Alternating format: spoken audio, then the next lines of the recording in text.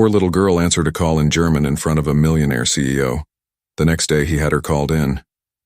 Before anything else, if this video finds you well, wherever you are, let me know how it made you feel at the end.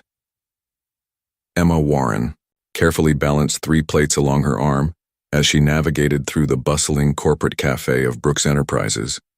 The aroma of fresh coffee and business ambition filled the air equally. 5 years ago, she would have never imagined herself here, not like this anyway. "Order up for table 7, she called out, her voice betraying none of the exhaustion that had settled into her bones after the 6-hour shift. At 29, Emma's eyes still held the spark of the brilliant Georgetown University student she once was. Her international relations degree, earned with honors, now collected dust in a frame beside her bed in that tiny Bronx apartment she could barely afford. In the corner of the cafe, partially hidden behind a large potted plant, sat 7-year-old Lily. Her golden hair fell across her face as she concentrated on a worn German storybook. The little girl's blue eyes, so like her absent father's, darted occasionally to check on her mother. "Moody," Lily whispered when Emma passed by during a brief lull. "How many more hours?" Emma knelt beside her daughter, straightening the collar of Lily's simple dress. "Just 2 more, sweetheart. Are you hungry? I can bring you a muffin." "Nein, danke," Lily responded in perfect German. "I'm saving room for our special dinner." Her smile revealed a missing front tooth. Emma's heart tightened. Their special dinner would be pasta with a bit of cheese. It was all they could afford until payday. School vacation meant paying Mrs. Rodriguez extra for childcare, and this month's rent increase had stretched their budget beyond breaking. "Your pronunciation is getting better every day," Emma said, tucking a strand of hair behind Lily's ear. "You'll be teaching me soon." "Professor Muller said I speak better than the 4th graders," Lily announced proudly, referring to the elderly German neighbor who sometimes gave her informal lessons. A sharp voice cut through their moment. "Emma, table 12 needs service." Emma squeezed her daughter's hand. "Remember, stay quiet, don't bother anyone, and practice my reading," Lily finished, already returning to her book. As Emma hurried back to work, she caught sight of Nathan, Brooks himself, entering the cafe. The CEO's imposing presence caused an immediate ripple among the staff. Tall, with piercing eyes that seemed to evaluate everything as potential profit or loss, he rarely descended to the lower floors. Emma straightened her uniform and grabbed her order pad. 5 years of sending out resumes, of interviews that went nowhere once they learned she was a single mother. 5 years of watching her classmates advance in diplomatic careers while she served coffee to the corporate elite. Yet when she looked back at Lily, quietly sounding out German phrases, Emma felt a different kind of pride. Somehow, despite everything, she had raised a brilliant little girl who spoke 2 languages fluently at age 7. What Emma couldn't know was how their lives would change tomorrow. All because of a phone call that would soon ring through the cafe, a call that only Lily would be able to answer. But for now, she simply straightened her name tag, plastered on her professional smile, and continued serving the people who worked in the world she had once dreamed of joining. The August heat wave had transformed the Brooks Enterprises cafe into a buzzing hive of activity. Corporate employees sought refuge in iced coffees and air conditioning, making it the busiest day Emma had faced in weeks. "Mom, can I have another book?" Lily whispered, as Emma rushed past with a tray loaded with lunch orders. "I finished this one." "Check my bag, sweetie. There should be another one in the side pocket," Emma replied, balancing 4 plates precariously along her arm. "And remember, stay quiet." "I know," Lily nodded solemnly. The cafe manager's voice cut through the chaos. "Emma, the executive meeting on the 12th floor needs their lunch delivered immediately." Emma glanced anxiously at her daughter. "I'll be right back, Lily. Just 15 minutes, okay?" As Emma disappeared into the elevator with the catering cart, Lily settled back with her new book, a collection of German fairy tales.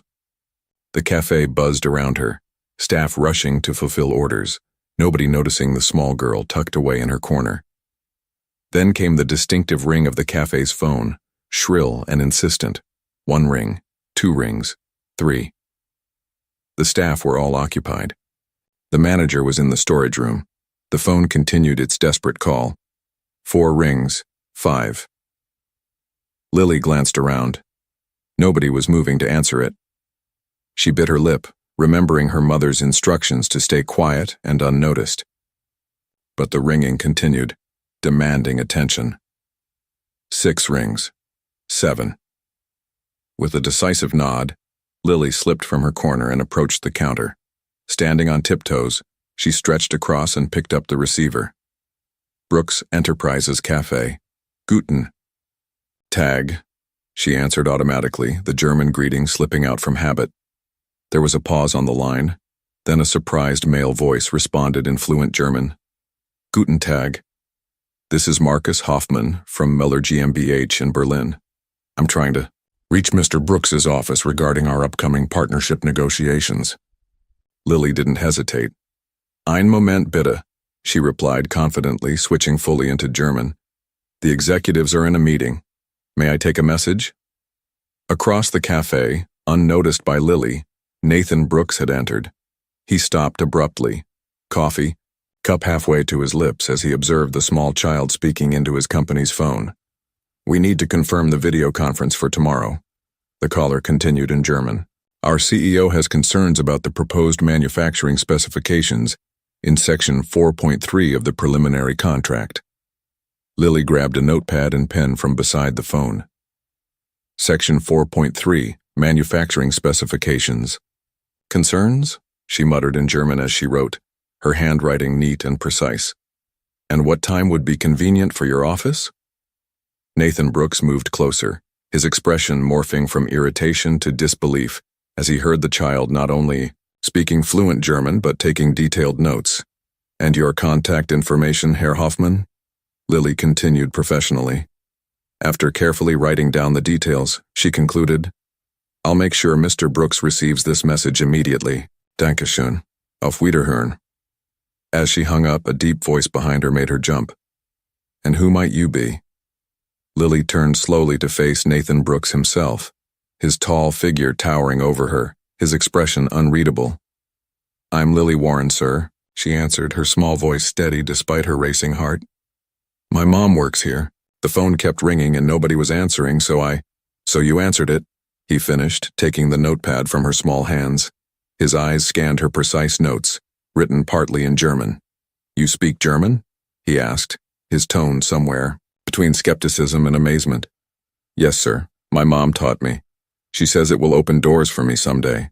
Nathan studied the child for a long moment, then looked up as Emma rushed back into the cafe, her face paling when she saw her daughter standing beside the CEO.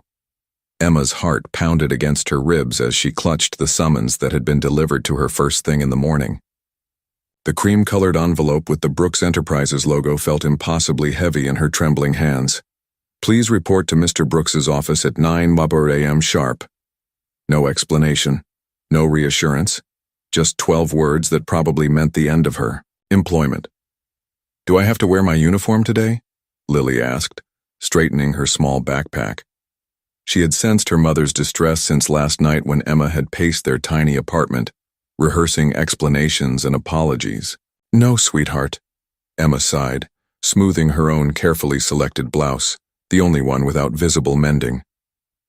We're not going to the cafe today. We're going to meet Mr. Brooks. Lily's eyes widened. Because of the phone call? Yes, Emma admitted, kneeling to her daughter's level. Listen to me, Lily.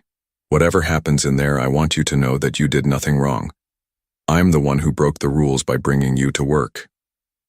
But who would have answered the German man if I wasn't there? Lily asked with the simple logic of childhood. Emma forced a smile. That's a good point. We'll see if Mr. Brooks agrees. The elevator ride to the executive floor seemed to last forever. Emma's reflection in the polished doors showed a woman trying desperately to look composed while falling apart inside. If she lost this job, they might not make rent next month. The waitressing position had been a godsend after months of unemployment. Decent pay, regular hours, and managers who pretended not to notice when Lily occasionally accompanied her during school breaks. All that, potentially ruined by one phone call. The executive floor was another world. Plush carpeting, walnut paneling, and hushed voices. A sleek receptionist with perfect makeup examined them with barely concealed curiosity before directing them to wait outside an imposing double door. "Remember, let me do the talking," Emma whispered, straightening Lily's collar one last time. "Ms. Warren?" A young assistant appeared. "Mr. Brooks will see you now." The CEO's office was intimidatingly spacious, with floor-to-ceiling windows overlooking Manhattan. Nathan Brooks stood behind his desk, his tall figure silhouetted against the city skyline. His expression remained unreadable as Emma and Lily entered. "Thank you for coming," he said, his voice measured and formal. He gestured toward the chairs across from his desk. "Please sit." Emma perched on the edge of her seat, hands folded tightly in her lap. Lily climbed onto the chair beside her, feet dangling above the floor. "Mr. Brooks, about yesterday," Emma began. "These are remarkable," he interrupted, sliding Lily's notes across the desk. "Your daughter captured details our international relations team missed in their last 3 calls with Mueller GmbH. Emma blinked, unprepared for this direction. "Tell me, Ms. Warren," Nathan continued, fixing her with his penetrating gaze. "Why is a Georgetown graduate with honors in international relations serving coffee in my company cafe?" The question hit like a physical blow. "How did you—" "I had HR pull your file this morning," he explained. "Along with your university records, fluent in 4 languages, finalist in the International Interpretation Competition, glowing recommendations from Professor Hargrove, who happens to be an old friend of mine." He leaned forward. "What I can't figure out is why someone with your qualifications hasn't been snatched up by the State Department or any number of multinational corporations." Emma swallowed hard. "Life took an unexpected turn during my senior year," she said, glancing at Lily. Understanding flickered in Nathan's eyes. "I see. I've applied to over 200 positions in my field," Emma continued. "But a new mother with no experience. Their loss." Nathan cut in, standing abruptly. "Ms. Warren, I have a proposition for you." He walked to a side table and returned with a contract. "Mueller GmbH is our most important potential European partner. We need someone with your exact skills for the next 3 months of negotiations. Someone who understands not just the language but the cultural nuances." Emma stared at the document he placed before her, unable to believe what she was hearing. "Temporary position, 3-month contract, with possibility for permanent placement," Nathan continued. "Salary 4 times your current wage, plus benefits." He glanced at Lily, who was watching him with curious eyes. "And perhaps most importantly, flexibility for your family obligations." Emma's breath caught in her throat. "Mr. Brooks, I don't know what to say." "Say yes," Lily whispered, tugging at her mother's sleeve. Emma stared at the contract spread across her small kitchen table, the Broadway legal-sized paper looking absurdly out of place against the chipped Formica surface. The streetlights outside, her Bronx apartment cast long shadows across the document's corporate letterhead as midnight approached. 4 times my current salary," she whispered to herself, tracing the number with her fingertip. The opportunity seemed heaven-sent, exactly what she had prayed for during countless nights over the past 5 years. Yet anxiety gnawed at her confidence. Could she truly step back into the corporate world after so long? The business terminology, the protocols, the expectations, all would have evolved since her university days. She flipped to page 3, where the confidentiality clause and penalties for breach of contract were outlined in intimidating legal language. Failure to perform adequately could result not just in termination but financial penalties she could never afford. "What are you still doing up, mija?" Mrs. Rodriguez's voice came from the doorway. The elderly woman had stopped by to drop off some homemade empanadas and found Emma still awake. "I received a job offer today," Emma said, pushing her hair back from her tired face. "A real position in my field, the one I trained for." Mrs. Rodriguez's weathered face broke into a wide smile. "Came out of a Yoso, that's wonderful news." "It should be," Emma agreed, the hesitation clear in her voice. "But I'm terrified of failing. And the hours would be different. Sometimes late, sometimes with travel. I know you can't adjust your schedule to match." The older woman's smile faded slightly as she sat across from Emma. For 3 years, Mrs. Rodriguez had been their lifeline, watching Lily after school while Emma worked. Her fixed income meant she needed the small payment Emma provided, but her arthritis was worsening, making the longer hours impossible. "You've been preparing for this moment since I've known you," Mrs. Rodriguez said gently. "Every night studying, every resume sent, every interview that broke your heart, all for this chance." "But what if I'm not good enough anymore?" Emma whispered, voicing her deepest fear. "What if I've forgotten everything important? What if corporate America has no place for someone who's been serving coffee for 5 years?" The weight of single motherhood had been heavy enough. The weight of potentially failing at this opportunity felt crushing. From the small bedroom, a quiet voice called out, "Mama?" Emma looked up to see Lily standing in the doorway, clutching her stuffed rabbit, her eyes puffy with interrupted sleep. "I'm sorry we woke you, sweetheart," Emma said, opening her arms. Lily padded across the worn linoleum and climbed into her mother's lap.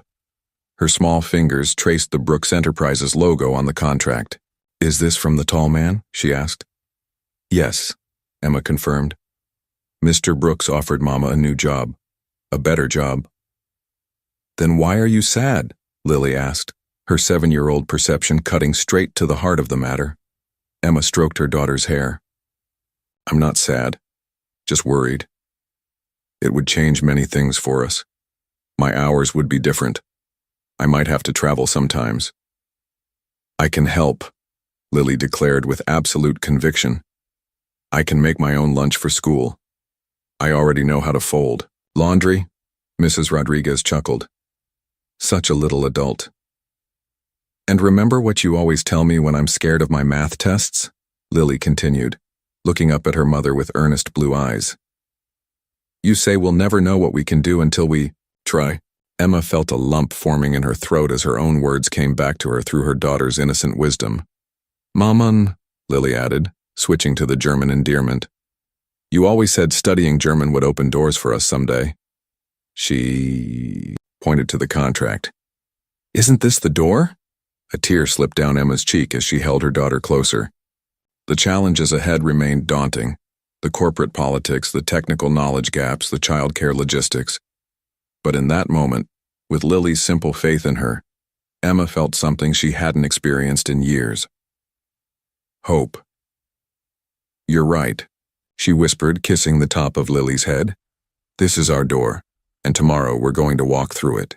The morning sun illuminated the sleek glass of the Brooks Enterprises tower as Emma adjusted her blazer, a thrift store find that she'd carefully tailored the night before.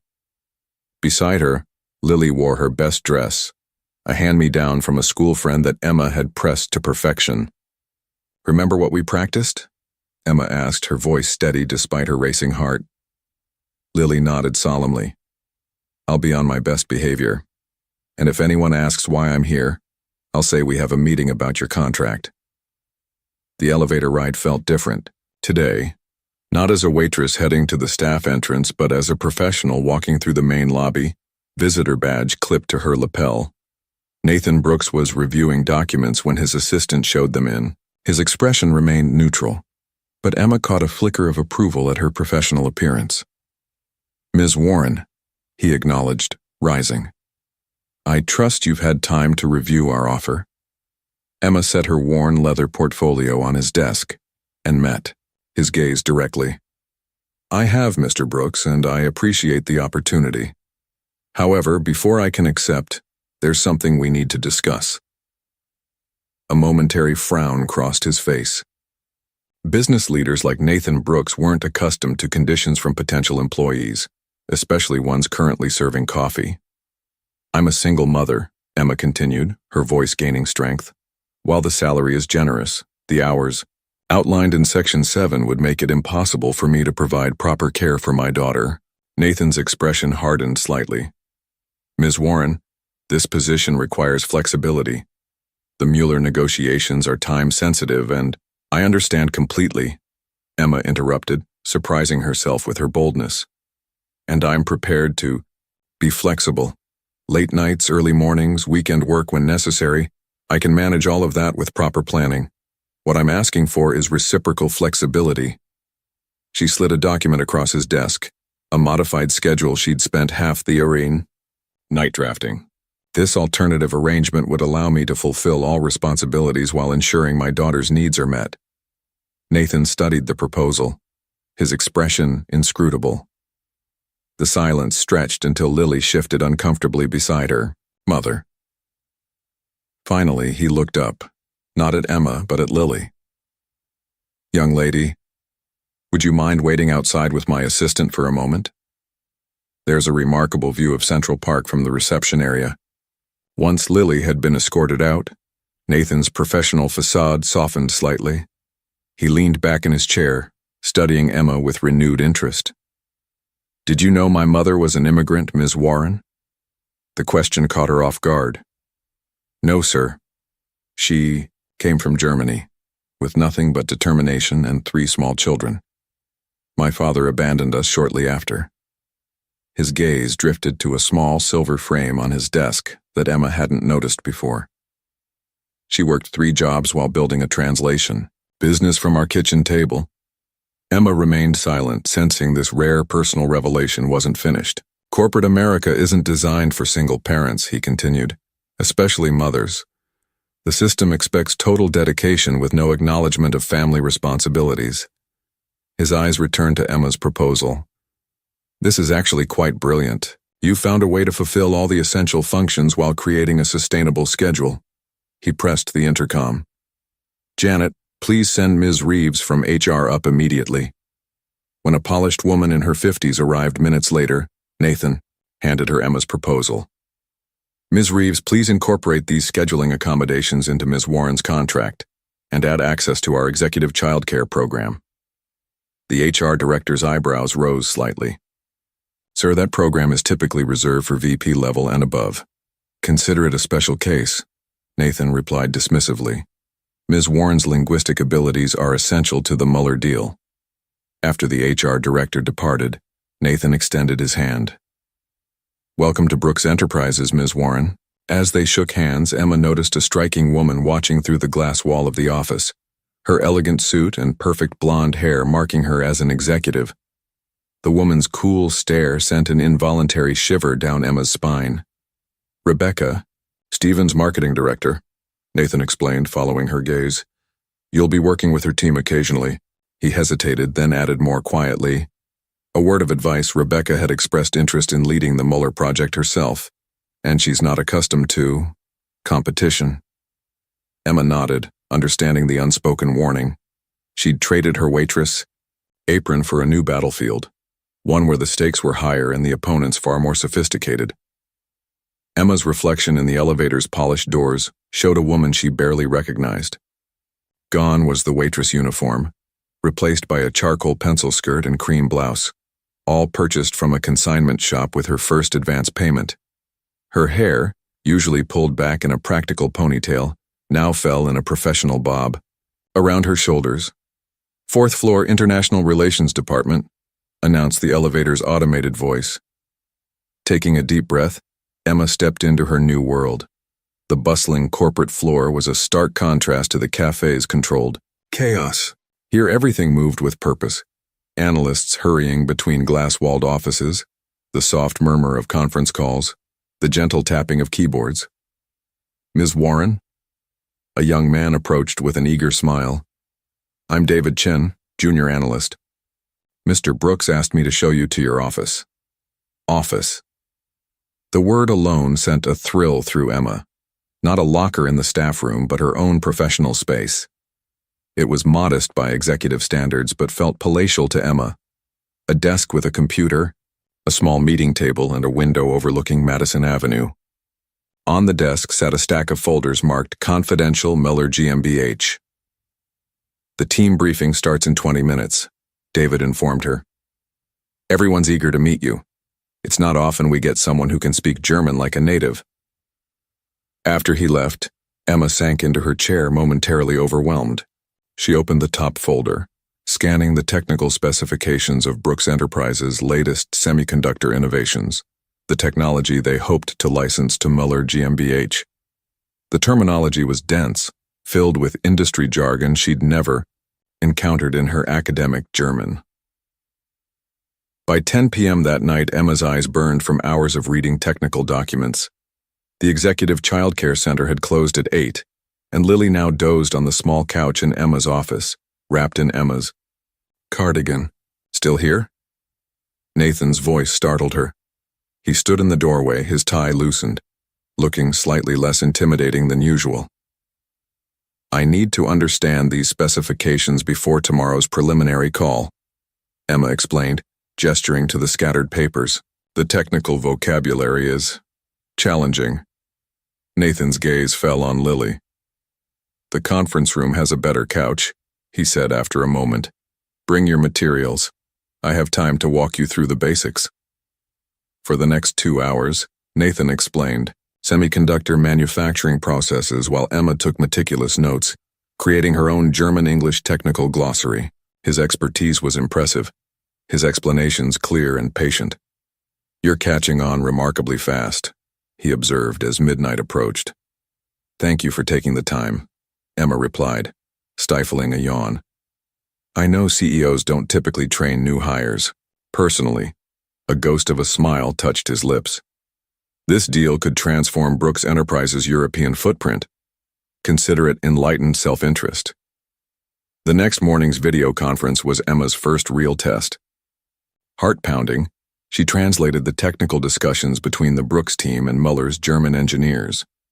Though she stumbled occasionally over specialized terms, her linguistic instincts carried her through. After the call, David gave her a thumbs up. That was impressive. The Germans actually smiled. That's practically unheard of in preliminary negotiations. Days blurred into an exhausting routine. Emma spent nights studying technical documentation and business German, mornings in strategy, meetings and afternoons in video conferences with Muller GmbH. Lily adjusted surprisingly well to the corporate childcare center, making friends with executives' children who had previously seemed from a different world. One evening, as Emma worked late translating licensing terms, the office had fallen quiet except for the cleaning staff. The soft ding of the elevator announced a late visitor. To her surprise, it was Lily, escorted by a security guard. She was wandering near the executive floor, ma'am, the guard explained. Said she was looking for her mother. After thanking him, Emma knelt before her daughter. Sweetie, you know you're supposed to stay in the child care center until I pick you up. It closed an hour ago, Lily explained. Miss Jennifer called your phone, but you didn't answer, so she asked Mr. Brooks what to do, and he said to bring me to his office, but then he got called to an emergency meeting, so I decided to find you myself. Before Emma could respond, a deep voice interrupted. There you are, young lady. Nathan approached, his expression a mixture of concern and amusement. I've been looking everywhere for you. As he reached them, Lily looked up and spoke in careful German. Danke für Ihre Hilfe, Herr Brooks, aber Ihre Aussprache braucht etwas Übung. Nathan blinked. What did she say? Emma bit back a smile. She thanked you for your help, but suggested your pronunciation needs practice. To her surprise, Nathan threw back his head and laughed, the first genuine laugh she'd heard from him. Dark clouds gathered over Manhattan as Emma finished her translation of the latest contract amendments. Weather alerts had been buzzing on, phones throughout the office all afternoon, warning of a severe thunderstorm approaching the city. The German legal team wants another call tonight, David announced, poking his head into her office. They have concerns about the intellectual property clauses. Emma glanced at her watch with a frown. Tonight? But the storm? Everyone's staying. Late? David shrugged. Brooks wants this wrapped up before the Germans go on their August holidays. Conference room B at 7.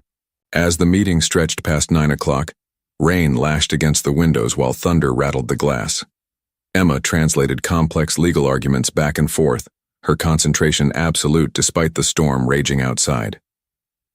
Tell them we'll consider their proposed amendments but need 24 hours to consult our legal department, Nathan instructed as they finally concluded the call. The team dispersed quickly, eager to navigate home before the subway flooded. Emma was gathering her notes when her phone rang, an unknown number. Ms. Warren? This is Jennifer from childcare. I'm with Lily at the medical office. Emma's heart stopped. Medical office, what happened? Nothing serious, Jennifer assured her. Lily developed a fever about an hour ago. The center's doctor checked her.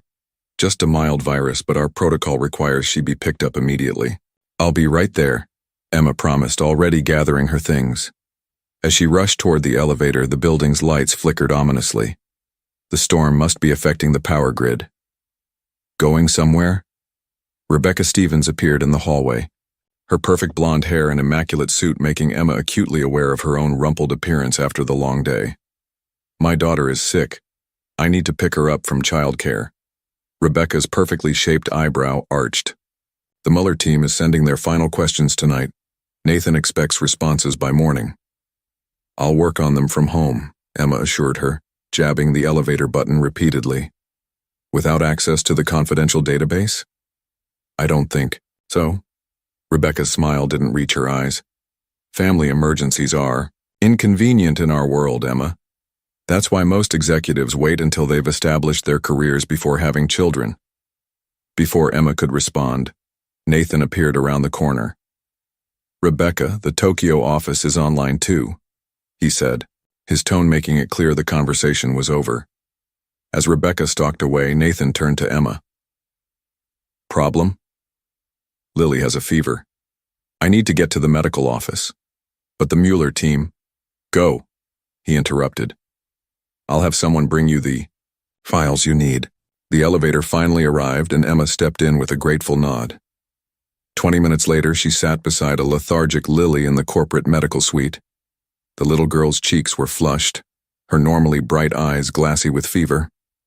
It's just a virus, the doctor reassured Emma. Keep her hydrated and she'll be fine in a day or two.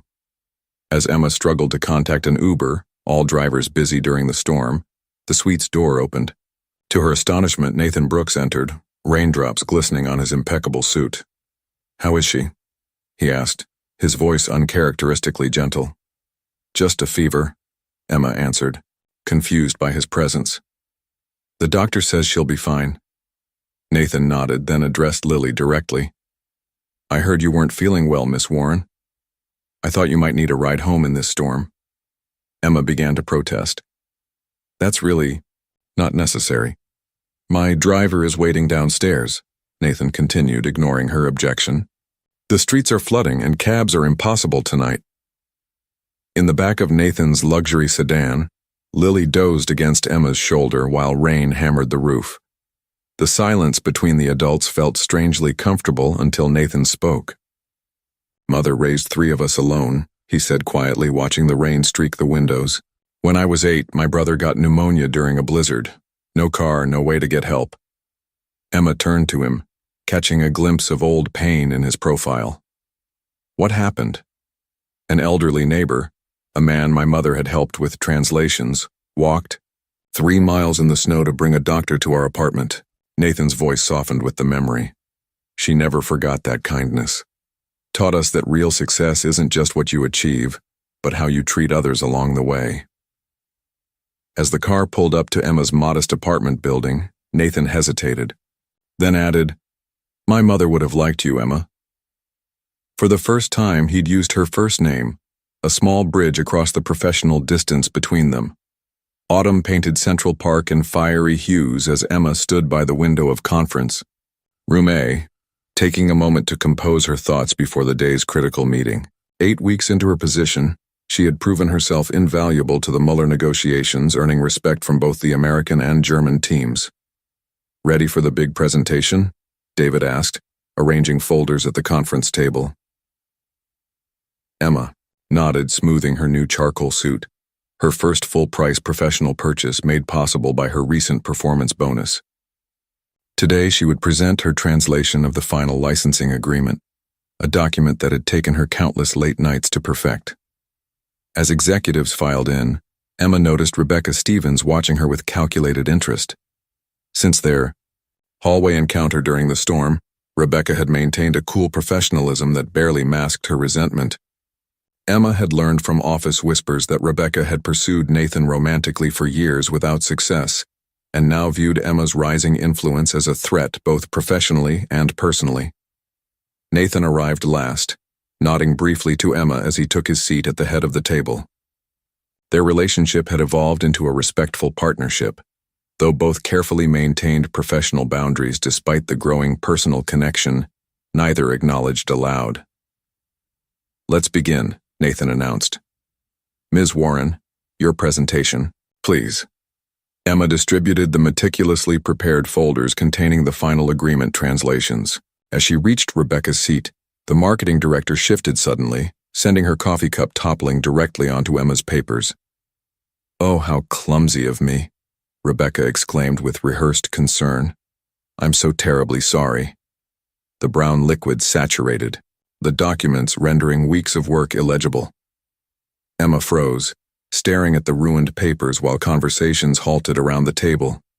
She caught Rebecca's satisfied smirk before it vanished behind a mask of apology. Nathan frowned. "Perhaps we should reschedule." "That won't be necessary," Emma interrupted, surprising herself with her steady voice. "I have the entire document committed to memory." Without waiting for a response, she launched into the presentation, navigating the complex agreement without a single reference note. Section by section, clause by clause, she explained the technical and legal nuances in both English and German, watching the executive's expressions shift from skepticism to amazement. When she finished 40 minutes later, the room remained silent, for a moment before erupting in applause. Even Rebecca couldn't maintain her composure, her tight smile failing to mask her disbelief. "Excellent work, Ms. Warren," Nathan said formally, though his eyes conveyed deeper appreciation. "This agreement positions us perfectly for next week's final meeting in Berlin." As the executives filed out, Nathan lingered. "Join me for coffee? I believe you've earned a break." At a small cafe across from the park, away from corporate eyes, Emma finally relaxed. "I thought I was finished when those papers were ruined," she admitted. "I never doubted you," Nathan replied, stirring his espresso. "Though I admit I'm curious how someone memorizes a 40-page legal document." Emma smiled. "I've always had a good memory for languages. In university, I developed a visualization technique for memorizing diplomatic texts. Each page becomes a room in my mind, each paragraph a piece of furniture." "Remarkable," Nathan murmured. "Your talents are wasted on mere interpretation." "What do you mean?" Nathan leaned forward. "You have a gift, Emma, not just for languages, but for connecting with people across cultural divides. Our German partners respond to you in a way they never have with previous interpreters."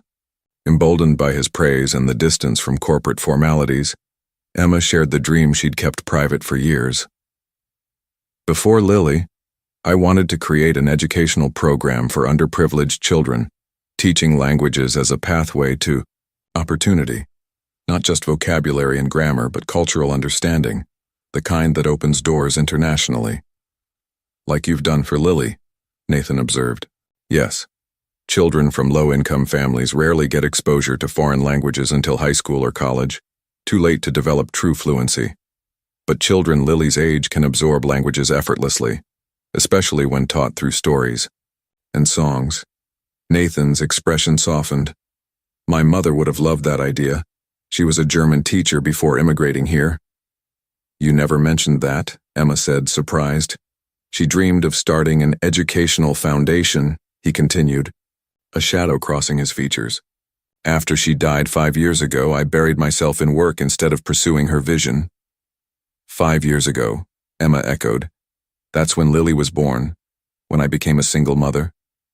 Their eyes met across the table, the parallel timing of their life-changing events hanging in the air between them, his loss and her beginning occurring in the same moment in time. "But why can't I go to Berlin with you?" Lily's question hung in the air as Emma carefully folded business attire into her suitcase. The upcoming trip, her first international business journey representing Brooks Enterprises, had become a source of unexpected tension. "It's a business trip, sweetheart," Emma explained patiently. "You have school and I'll be in meetings all day long." Lily's lower lip trembled slightly. "But Mrs. Peterson said we're doing our heritage presentations next week. Everyone else has." their parents helping them. Emma paused, guilt washing over her. Lily's class was presenting on their cultural backgrounds, and the German heritage from her absent father was Lily's chosen topic. For weeks, they'd practiced a German poem together for the presentation. "Mrs. Rodriguez will help you practice your poem," Emma offered, though she knew it wasn't the same. The doorbell interrupted their conversation. Emma wasn't expecting visitors, especially on a Sunday evening. She opened the door to find Nathan standing there, looking unusually casual in dark jeans and a sweater rather than his typical suit. "Nathan," she said, surprised by his use of her home address. "Is everything all right?" "Everything's fine," he assured her, holding up a folder. "There was a last-minute change to the Mueller proposal. I thought you might want to review it before our flight tomorrow." His eyes moved past her to Lily, who was watching curiously from the living room. "Hello there, Miss Warren." "Guten Abend, Herr Brooks," Lily replied with perfect pronunciation. A smile touched Nathan's lips. "Your German is still better than mine, I see." Emma invited him in, acutely aware of her small apartment with its mismatched furniture and worn carpet, a stark contrast to what must be his luxurious home. "Would you like some tea?" she offered. "It's nothing fancy, but—" "Tea would be perfect," he said, seeming completely at ease as he took a seat at their small kitchen table. While Emma prepared the tea, Lily approached Nathan with a serious expression. "Mr. Brooks, my mother says she has to go to Berlin without me." "That's usually how business trips work," Nathan replied gently. "But I need her for my heritage presentation," Lily continued, showing him her school assignment. "Everyone is bringing special things from their culture, and I was going to recite a German poem that Mutti taught me." Nathan studied the assignment with genuine interest. "This looks important. When is your presentation?" "Wednesday at 2:00, Lily answered promptly. "Mutti will be in Berlin." Emma returned with the tea, catching the end of their conversation. "Lily, I've already explained. What if we rearrange the schedule?" Nathan interrupted, turning to Emma. "The Mueller team doesn't arrive until Wednesday evening. We could attend an important school presentation and still make it back for the negotiations." Emma stared at him in disbelief. "You would reschedule? A multi-million-dollar international negotiation for a second-grade presentation?" Nathan shrugged, the gesture surprisingly boyish for someone of his position. "It's not rescheduling, just optimizing our time. We could take the morning flight Tuesday, return Wednesday afternoon for Lily's presentation, then head back for Thursday's meetings." Later, after Lily had gone to bed and they'd reviewed the contract changes, Emma walked Nathan to the door. "Thank you," she said quietly, "not just for the schedule change, but for understanding how important this is to her." Nathan's expression grew thoughtful. "My father walked out when I was 7. Every school event, I'd scan the audience hoping he'd appear." He shook his head, dispelling the memory. "Children remember who shows up for them." As he prepared to leave, he reached into his pocket. "I almost forgot. This is for you." He handed her a small velvet box. Inside was an elegant silver brooch in the shape of a musical note, set with a small sapphire. "It was my mother's," he explained at her questioning look. "She wore it to every important negotiation. Said it reminded her that communication is, like music, it's not just about the words but how they flow together." Emma tried to protest. "Nathan, I can't accept something so personal." "Please," he said simply. She would have wanted it worn by someone who understands the power of languages to build bridges. As Emma watched him leave, Rebecca's warning echoed in her mind that Nathan had a history of brief romances with employees that always ended with discreet dismissals. Yet something about the brooch felt different. Not romantic, but a transmission of legacy, a silent promise of something neither of them was ready to name. The Berlin conference room exuded old-world European elegance, with its high ceilings, heavy draperies, and antique furniture that contrasted sharply with the sleek modernism of Brooks Enterprises' New York offices. Emma stood by the window looking out at the familiar Berlin skyline. 7 years had passed since she last walked these streets as a carefree exchange student, before pregnancy and single motherhood redirected her life. The Mueller team should be here any minute, David remarked, arranging portfolios at each seat. Their legal department is notoriously punctual. Emma touched the silver musical note brooch pinned to her lapel, drawing comfort from its presence. After Lily's triumphant heritage presentation yesterday, where the 7-year-old had performed her German poem flawlessly before rushing into her mother's arms, Emma and Nathan had immediately boarded the overnight flight back to Berlin. Despite her exhaustion, she felt prepared for today's crucial negotiation. The double doors opened, and Emma turned to greet the Mueller GmbH representatives, only to feel her world tilt off its axis. Leading the German delegation was a tall man, with familiar blue eyes that she would recognize anywhere. The same eyes that looked back at her from Lily's face every day. Thomas Bauer, Lily's father. Emma fought to keep her expression neutral as the Germans made their introductions. Thomas showed no sign of recognizing her at first, his eyes passing over her with professional disinterest as Nathan introduced their team.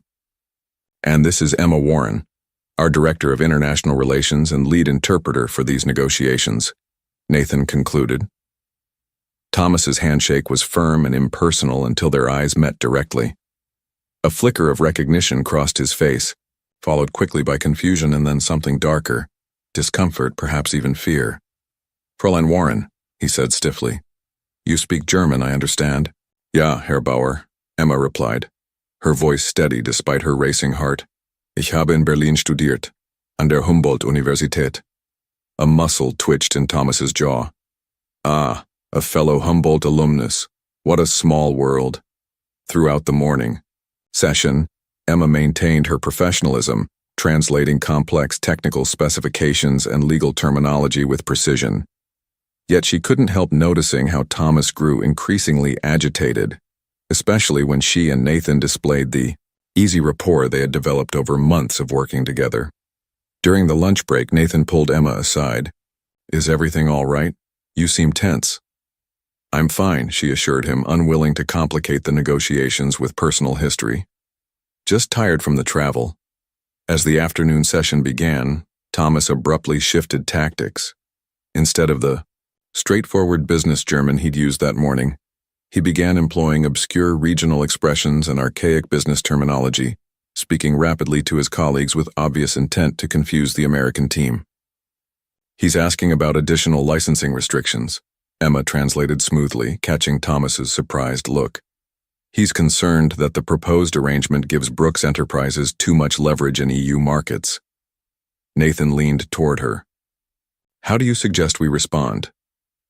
Drawing on her knowledge of German business culture, Emma whispered advice that balanced firmness with cultural sensitivity. Nathan nodded and delivered a counter-proposal that caused visible surprise among the German delegation. "We understand your concerns about market positioning," Nathan stated while Emma translated into flawless German. "Therefore, we propose a staged implementation with regional considerations for the German Mittelstand companies that form the backbone of your supply chain."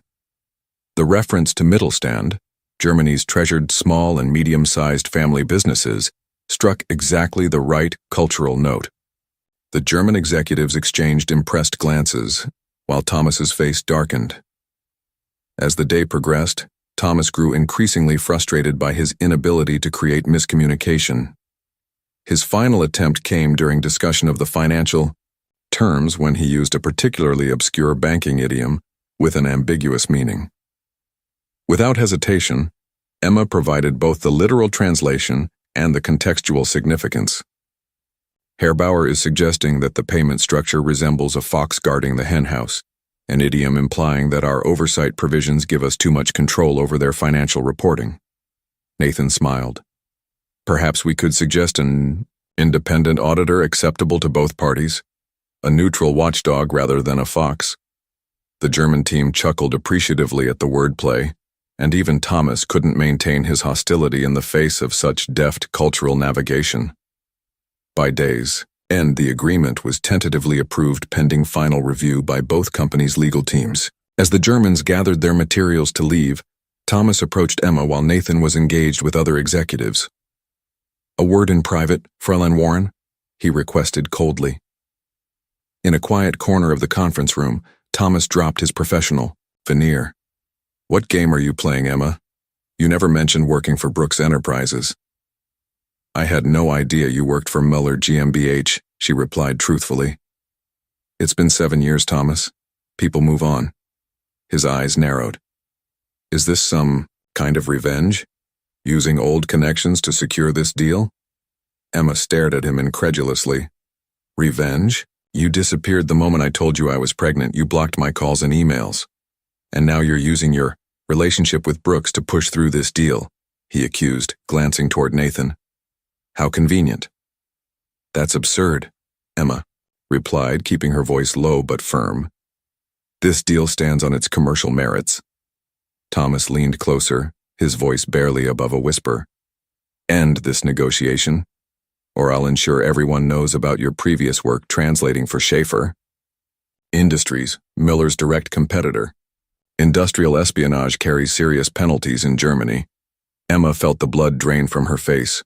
Her brief student translation job for Schaefer had been completely legitimate, and years before any connection to Brooks Enterprises, but Thomas was threatening to twist the facts into something sinister. That's blackmail, she managed. It's business, Thomas replied coldly. You have until tomorrow to find a way to derail this deal, or your reputation won't be the only thing damaged. As he walked away, Emma clutched the edge of the conference table, her mind racing. The brief translation job during her student days had been innocent, but how would it look to Nathan and the board if Thomas manufactured a scandal? Emma paced the length of her hotel room, Thomas's threat echoing in her mind. The digital clock on the nightstand showed 2:17 a.m., yet sleep remained impossibly distant.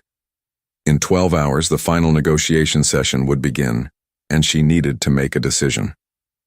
Her student translation work for Schaefer Industries had been completely legitimate, a simple 3-week project translating product manuals during her exchange program. Nothing confidential, nothing that could possibly be considered corporate espionage. But Thomas had powerful connections and a vested interest in destroying her credibility. A soft knock interrupted her thoughts. Opening the door, she found Nathan standing in the hallway, his tie loosened, looking as sleepless as she felt. I saw the light under your door, he explained. Thought you might be reviewing the final amendments, too. Emma hesitated, then stepped aside to let him in. The professional boundary they'd maintained seemed suddenly fragile in the middle of the night, in a foreign country, away from corporate scrutiny. Something's been off since the moment we met the Muller team, Nathan observed, taking a seat by the window. And it has nothing to do with contract terms. Emma's hands trembled slightly as she sat across from him. There's something I need to tell you, and it might jeopardize the entire deal. Drawing a deep breath, she revealed everything. Her relationship with Thomas during her exchange program, his abandonment when she told him about the pregnancy, and now his threat to fabricate an industrial espionage scandal if she didn't help collapse the negotiations. I did work briefly for Schaefer Industries as a student translator, she concluded. Nothing confidential, just basic product manuals, but Thomas is threatening to twist the facts. Nathan's expression remained unreadable. Why didn't you tell me he was Lily's father before the negotiation? I had no idea he worked for Muller, Emma answered truthfully.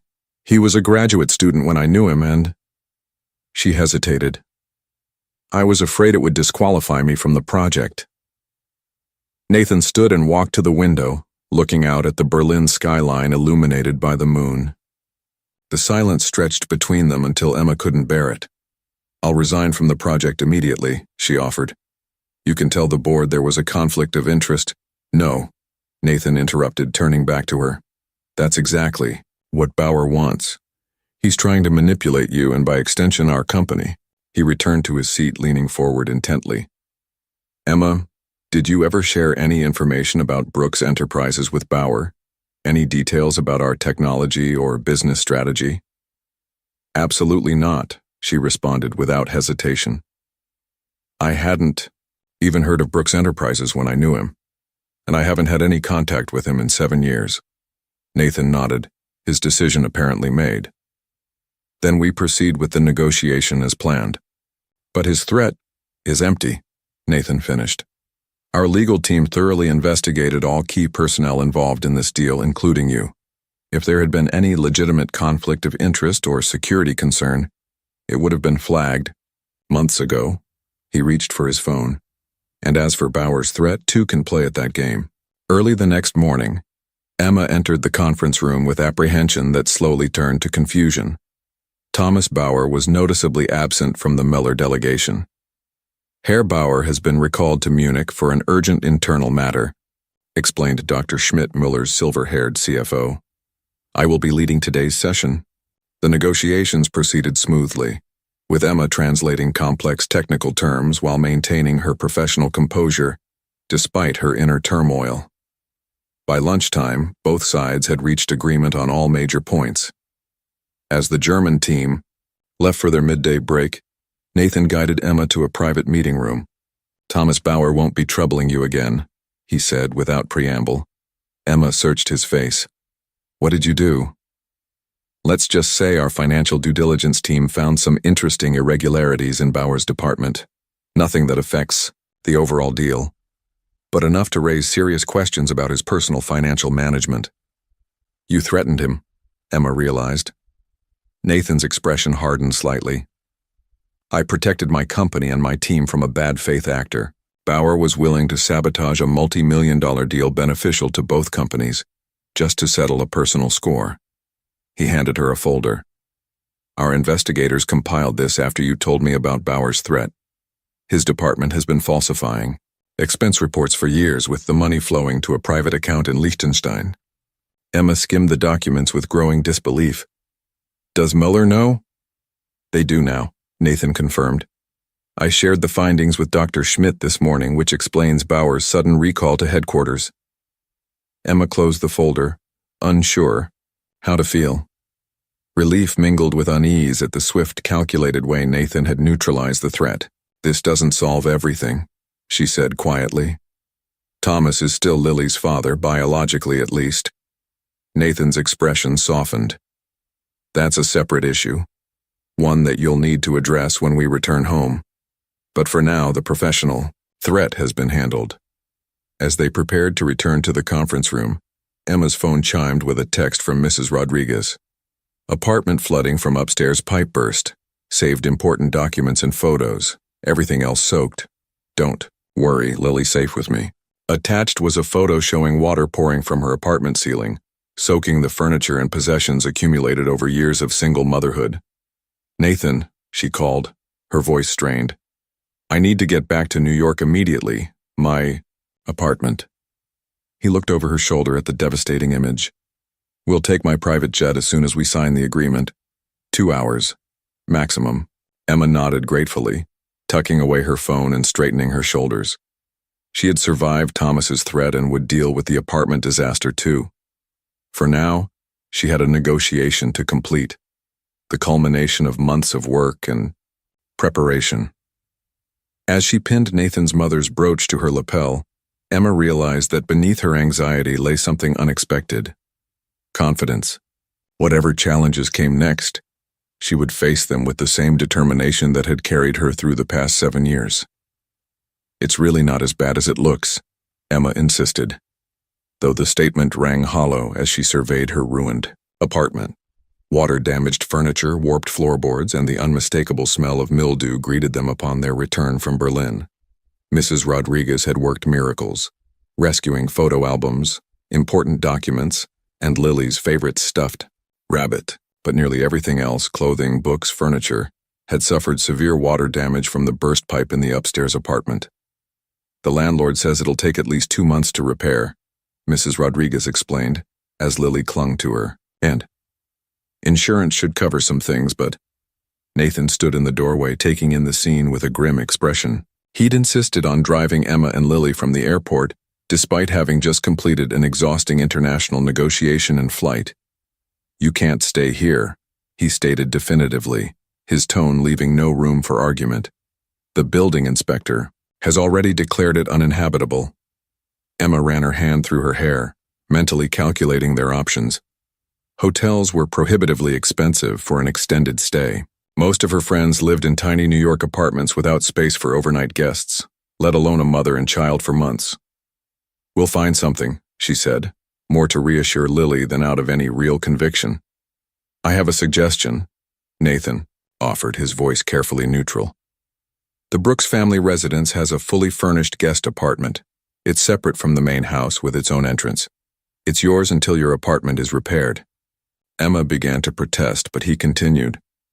Before you argue about professional boundaries, consider this a company accommodation for an executive whose presence is required during the post-negotiation implementation phase. 3 hours later, Emma stood in the middle of what Nathan had modestly called a guest apartment. In reality, a beautifully appointed 3-bedroom suite in the east wing of his historic Upper East Side brownstone. The space featured gleaming hardwood floors, tall windows overlooking a private garden, and furniture that probably cost more than everything she had ever owned. This was originally my mother's art studio, Nathan explained as he showed them around. After she died, I had it converted to guest quarters, but no one really uses it. Lily had already claimed a bedroom with wide-eyed excitement, bouncing experimentally on the queen-sized bed. Mutti, it's like a hotel but better. Later, after Lily had finally fallen asleep in her new surroundings, Emma found Nathan in the garden, nursing a glass of scotch in the cool autumn air. Thank you, she said simply, taking the seat beside him. For everything. The apartment, handling Thomas, the deal. He waved away her gratitude. The Mueller agreement was a team effort. Your skills made it possible. Still, opening your home to us. Emma hesitated. People at the office will talk. A wry smile touched his lips. People always talk. Rebecca has already started spreading rumors. Emma winced. I was afraid of that. It doesn't matter, Nathan said dismissively. The board unanimously approved your permanent position as Director of International Relations this morning. Your performance in Berlin impressed everyone, even those who were initially skeptical about promoting a former waitress. Emma's eyes widened. Permanent position? But my contract has been replaced with a standard executive agreement, Nathan finished, handing her an envelope. Same confidentiality provisions, considerably better compensation and benefits. Emma opened the envelope with trembling fingers, scanning the details of an offer that would transform her and Lily's financial future. This is generous. It's market rate for someone with your skills, Nathan corrected. The company is lucky to have you. They sat in comfortable silence for a moment. The city sounds muffled by the garden walls. Something had shifted between them during the Berlin crisis. A deepening of trust, a recognition of mutual respect that went beyond their professional roles. Lily seems to have adapted quickly, Nathan observed, changing the subject. Emma smiled.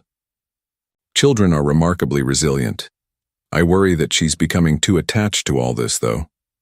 She gestured to the elegant surroundings. Our reality is a bit different. Is it? Nathan asked quietly. Sometimes circumstances change. Sometimes people find where they truly belong. His words hung in the air between them, laden with unspoken meaning. Emma studied his profile in the garden lights, the strong jawline, the thoughtful eyes that had first intimidated her, but now reflected something warmer. Nathan, she began cautiously, I need to be clear about something. I'm grateful for everything you've done, but I don't want you to feel obligated. Stop, he interrupted gently. Whatever you're about to say, it's unnecessary. I help because I want to, not out of obligation. He turned to face her fully. These past months, watching you balance single motherhood with professional excellence, seeing your dedication to Lily while excelling at a demanding career, it's been illuminating. Illuminating, Emma echoed. Nathan set down his glass. I've built a successful company, but my personal life has been empty. Relationships have always seemed secondary to business goals. He hesitated, choosing his words carefully. I'm not proposing anything specific, Emma, just acknowledging that having you and Lily here, even temporarily, it feels right in a way that nothing has since my mother died. Emma felt her heart racing. What exactly are you saying? That I'm open to possibilities, he answered simply. that I value what we've built professionally and what might develop personally. And that there's no rush. We have time to see where this leads. The night air carried the scent of autumn. Flowers as they sat together. The comfortable silence between them filled with new potential. From inside came the faint sound of Lily turning in her sleep, safe and secure in their temporary haven. For the first time in years, Emma allowed herself to imagine a future different from the one she'd carefully planned. A future where she wasn't alone in facing life's challenges, where Lily had more than just a mother to guide her. The possibility both thrilled and terrified her. Time, she finally agreed, her voice soft but steady.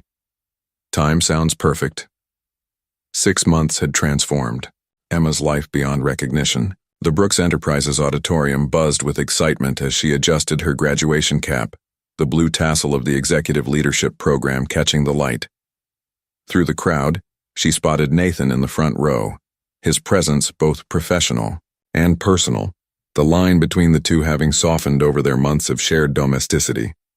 Next to the podium, Emma Warren, valedictorian of this year's executive leadership cohort, announced the program director.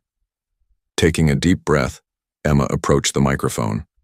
The faces before her included board members, colleagues, and in the center, Lily beaming with pride beside Mrs. Rodriguez.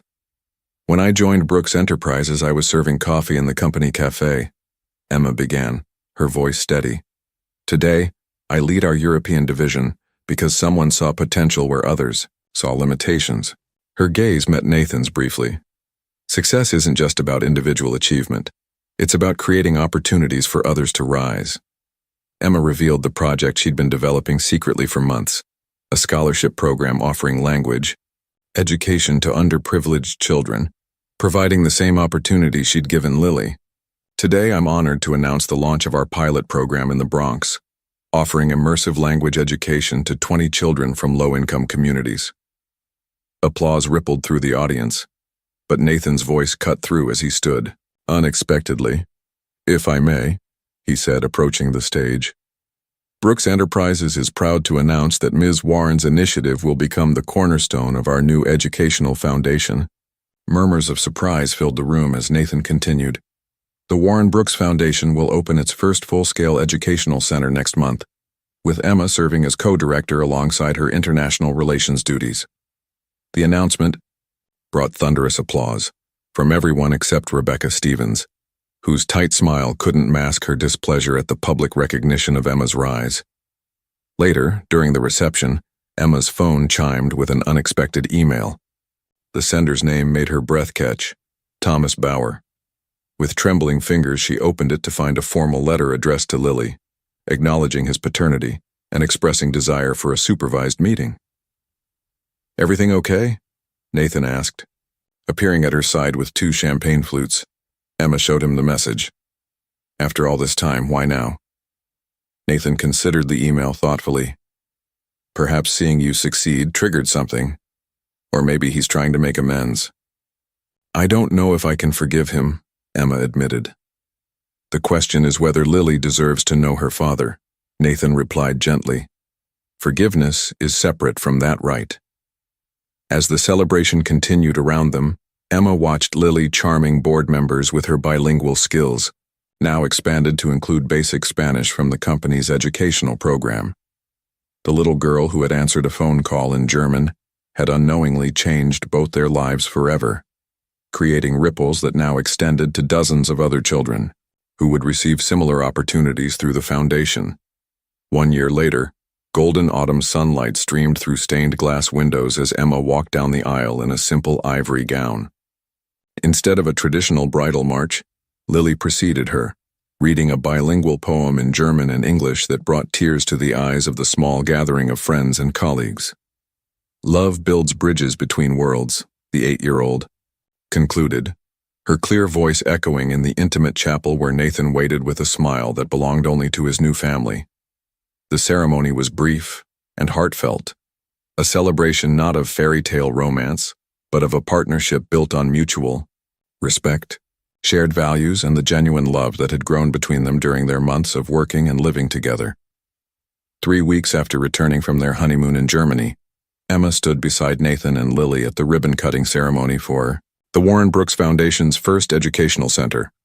Located in Emma's old Bronx neighborhood, the renovated building featured bright classrooms, a library stocked with multilingual books, and a community gathering space. This was once an abandoned warehouse, Emma explained to the gathered community members and press. Today, it's the beginning of a dream, that every child, regardless of background, deserves the opportunity to become a global citizen through language education. The first 100 scholarship recipients, children from the neighborhood's most underserved families, explored their new classrooms with wide-eyed wonder. Among the staff, Emma spotted familiar faces: Mrs. Rodriguez, now the community outreach coordinator, and several of her former cafe colleagues who had been hired for administrative roles. "Mrs. Brooks Warren?" called a young reporter. "What inspired this foundation?" Emma smiled at the new hyphenated surname she was still getting used to. "A little girl who answered a phone in German and changed everything," she answered, squeezing Lily's shoulder gently. That evening, as they celebrated, in their new home, a brownstone not far from Nathan's family residence, a special delivery arrived. Inside the package was a generous donation for the foundation and a note from Thomas Bauer. After 3 carefully supervised visits with Lily over the past year, Thomas had slowly earned a place in her life, not as the father who would raise her, but as a connection to her heritage and an additional adult who cared about her future. "He's trying," Nathan observed as Emma read the note. "In his own way." Emma nodded, watching Lily show Mrs. Rodriguez photographs from their recent visit to Thomas in Berlin.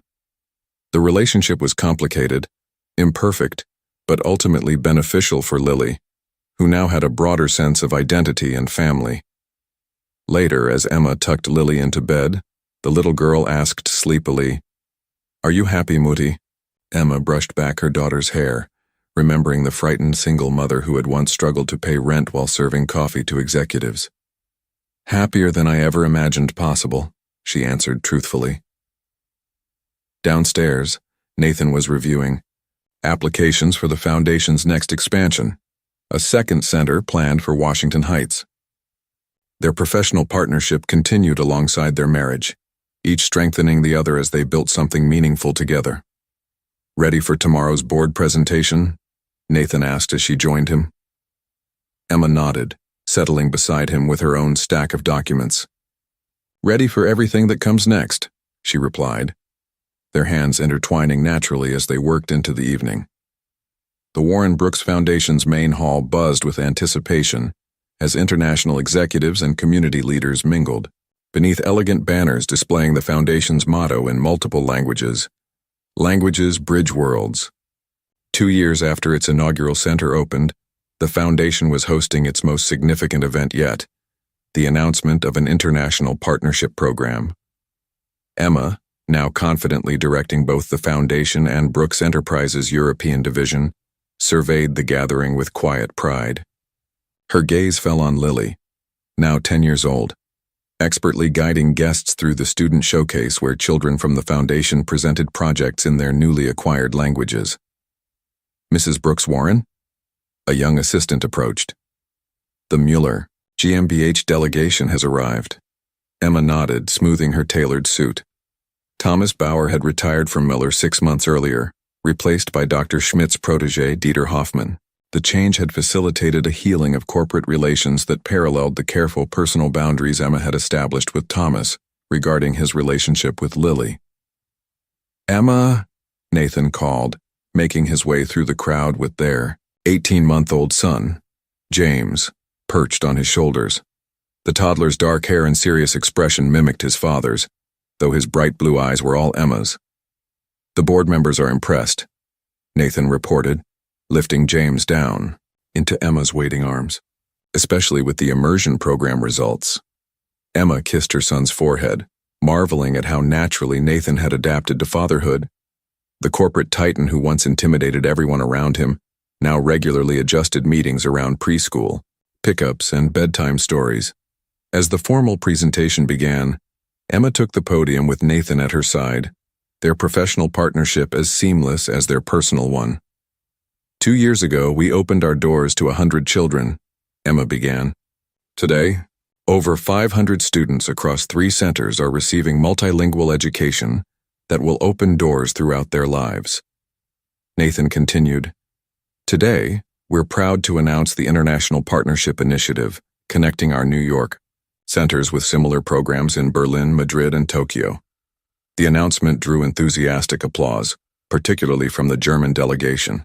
The foundation had become a passion project for both Emma and Nathan, informing their corporate strategy as Brooks Enterprises increasingly focused on educational technology alongside its traditional manufacturing base.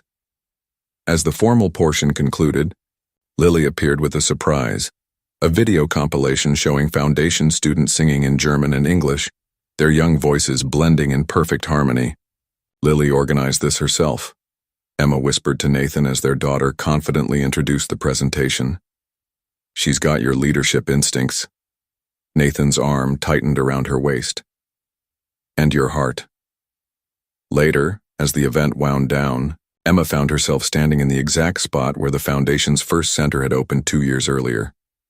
The formerly abandoned warehouse had transformed into a vibrant educational hub where children from backgrounds similar to hers received opportunities she had once only dreamed of providing. Penny, for your thoughts? Nathan asked, joining her. I was just thinking about how it all started, Emma replied. One phone call in German, answered by a little girl hiding in a cafe corner. The best investment Brooks Enterprises ever made, Nathan said with a smile. Mom, Lily called, rushing over with excitement. Mr. Hoffman wants me to help with the Berlin summer exchange program. He says my German is better than the high school students they usually hire. As Lily detailed the opportunity, Emma exchanged a glance with Nathan. Their daughter was growing into a confident young woman, already showing the same determination and linguistic gifts that had changed Emma's life. The grand reception hall hummed with multiple languages, English, German, Spanish, Japanese, as students demonstrated their skills for impressed international executives. What had begun as Emma's desperate effort to create opportunity for her daughter had expanded to touch hundreds of lives. You know, Nathan said quietly as they watched Lily explain the program to James in simplified German. My mother used to say that true success isn't measured by what you achieve for yourself, but by the doors you open for others. Emma leaned into his embrace, watching the living embodiment of their shared vision unfold around them. I think we've opened quite a few doors. And walked through the most important one together, Nathan added, kissing her temple gently. Around them, the future they had built together, both professional and personal, continued to flourish, a testament to the unexpected paths that open when courage meets opportunity, and when love provides the foundation for building bridges between worlds.